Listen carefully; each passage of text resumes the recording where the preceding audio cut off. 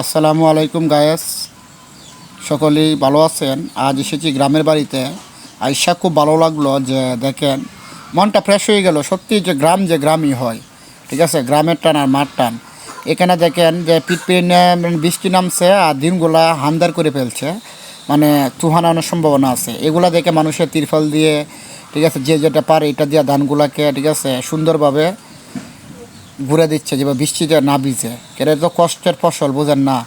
যদি গ্রামের মানুষ যদি পরিশ্রমটা না করে, এই সোনার ধানগুলা যদি সুন্দরভাবে হেফাজত না করে, তাহলে আমাদের যারা শহরে থাকে তারা, মানে যারা মধ্যবিত্ত ফ্যামিলি আছে, তাদের বিরাট কষ্ট হবে, চালের দামটা বেড়ে যাবে। তাদেরকে আমি ব্যক্তিগত ধন্যবাদ দিই, ঠিক আছে, যে বাঙালি যে এত পরিশ্রম করে। এখানে মার বয়সে অনেক মহিলারা আছে, ঠিক আছে, ছোটো বাচ্চারাও আছে, কীভাবে ধানগুলো নিয়ে আসতেছে দেখেন।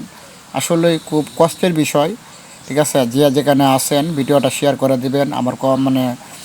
আর এই জায়গা যদি দেখেন যে আপনার সামনে এইভাবে তুয়ান আইতাছে, ঠিক আছে, যে বৃষ্টি নামার সম্ভাবনা আছে, একটু হেল্প করবেন সকলকেই। ধানগুলোর মধ্যে ভালো হবে। আল্লাহ হাফেজ, আসসালামু আলাইকুম।